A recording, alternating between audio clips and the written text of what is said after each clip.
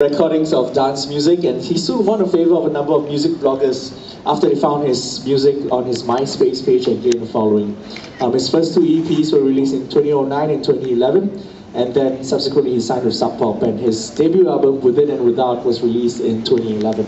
The album peaked 26 on the US Billboard 200 and 89 on the UK albums chart, and Washed Out's second album, Paracosm, was released just last year. Is that all correct? That's pretty good. Pretty good breakdown. Oh, thank you. So, welcome to Singapore. How was your show in Manila, Taipei? So I understand you're a part of a larger tour. Yeah, it's been a lot of fun. This tour, we've done 5 shows so far, and it's all places we've never played before, so we didn't really know what to expect. But how do you like Asia so far? It's great. We have played a couple of shows in Japan. But yeah, it's been a blast. We've really enjoyed ourselves. Is it really different performing in Asia than back home in the States?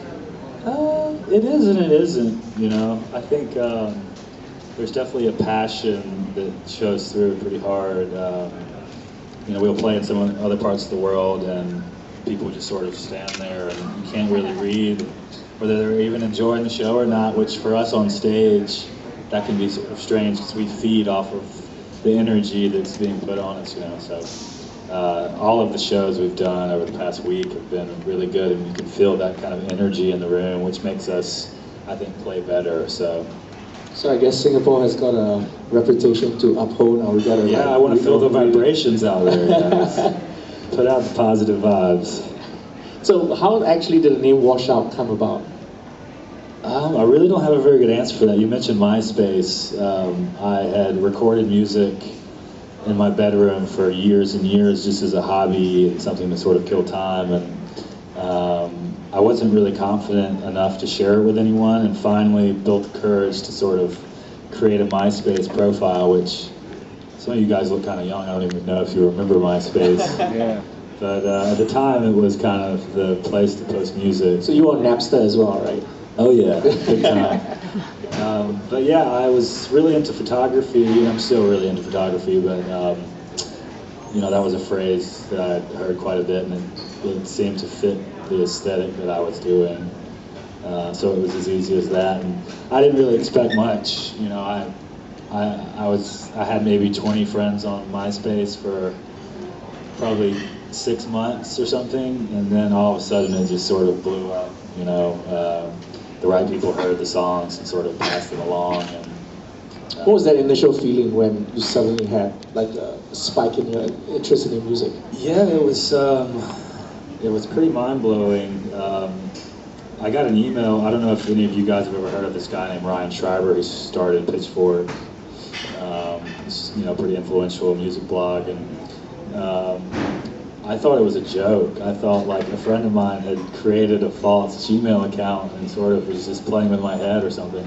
But it was actually the real Ryan Schreiber. He was asking me if I had any tracks to share. At the time I posted maybe 2 or 3 songs on MySpace, and Pitchfork wanted to debut a new song, and at the time I had 3 songs I'd recorded as Washed Out.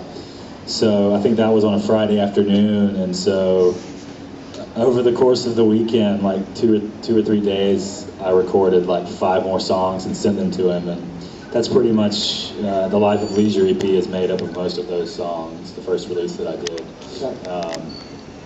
So yeah, and the ball started rolling really quickly after, you know, Pitchfork started to write about it, and I started doing shows shortly after that, and it snowballed into a full-time, like, professional thing. So did the fame get to you? Did the fame go to my head? Yeah. No, not at all. I mean, I still get kind of nervous before shows, and it's funny. It's really ironic sitting here in front of you guys, because when I was in school, I was really freaked out about being up in front of people, and like doing this, I would have just ran out of the room or something. But I guess, you know, doing this has helped me get over that. But yeah, it still feels very surreal. I never would have been able to afford to travel and to, you know, come to a beautiful place like Singapore. So yeah, it's amazing. And speaking of Pitchfork, I think there was an interview recently, and you mentioned that you needed space to create music. Yeah, especially for this new record. I lived in a small house with my wife in Atlanta, Georgia for a few years, and I have a pretty large gear collection, and it's just been growing and growing. I'm kind of addicted to eBay and purchasing used equipment online.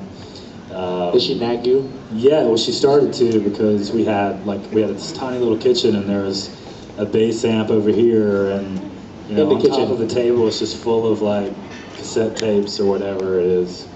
So yeah, we decided to move into the country where we could afford more space, and it started to have like a real impact on the record. I just started making the record around that time, and my studio space has this window that I was looking out to this beautiful like kind of wooded scene, and so yeah, it was just all of that stuff was kind of in my head, and it started to really inspire the songs on the record. So other than space, how else do you actually get your inspiration for your music? I mean, I think it changes, it depends on the day and the mood. I've actually been most productive recently. We've been traveling a lot, touring, since the record came out. And I feel like I've been doing my best work when I'm confined to like a plane or like a van where there's zero distractions. There's no internet connection to distract, or phone calls, or... Yeah. So actually we were on the flight yesterday afternoon. I wrote a song just on my computer, and I think it's great, and I think it has a lot to do with just kind of being away from everything. So. It's kind of ironic. I mean, on one hand you need the space, and then... Well, space could be defined in a lot of different ways. It's more like, headspace, yeah. So, yeah, I think that's a lot to do with it. That's cool. All right, I think we have quite a few fans in the house, and I think they're rearing to ask a few questions. I think I'm going to ask him to rank, I don't know, something or other. So I'm just going to open up this segment here to the floor. If anybody would like to ask us any questions. There you go. No. There you go. Bring it on. So what happened to your rough drafts? Well, it's funny, I mentioned, well, first off, I've been posting a lot of short song ideas on Instagram since the beginning of the year. The first day of the year I started doing this, and I've tried to keep up with it almost every day. And it's mainly new material, but there's some stuff that just didn't fit for the last couple records I've done. So I plan, the answer to your question, I plan on sort of compiling the best stuff and eventually put out, I don't know if it's going to be like a full-blown washed out record or what, I'm still trying to figure that out, but it's been really fun. It's been like, I started doing it as sort of this creative exercise and finishing things.